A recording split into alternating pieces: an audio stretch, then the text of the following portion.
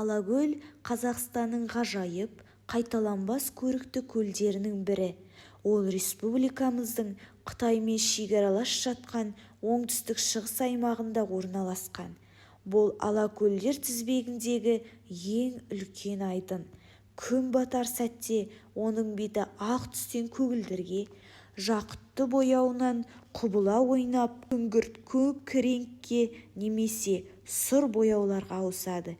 Кейде тіпті көл айдынының жартысы көгілдір түске, екінші беті сүттей әппақ бояуға малынып та тұруы мүмкін.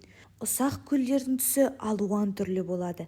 Айталық Сасық көл көгілдір түсті, Қоржын көл сұрғылт, Құлытұз сары.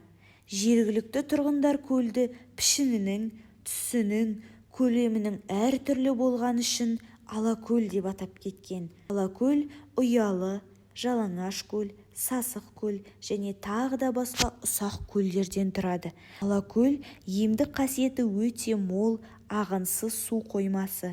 Мұндағы арқаның қуаң даласындағы құрғақ ауа теңіз бетіндегі дымқыл ауамен араласып, жағасындағы адамға жағымды әсер береді. Көл суы да минералды ресурстарға, йодқа, тұзға, химиялық элементтерге бай болғандықтан судың денсаулыққа пайдасы медицинада дәлелденген. Алакөлдің суы тұзды және бұқтырма су қоймасымен салыстырғанда әлдеқайда жылы. Адамдар Алакөлге оның емдік қасиеті үшін көптеп келеді. Халық сөзіне сүйенетін болсақ, оның қасиетті суы әртүрлі тері аурулары, жүйке жүйе мен демікпе дерттеріне шипа көрінеді. Бұл өлкеде емдік қасиеті мол сазбалшық пен таза ауа үйлесім тапқан.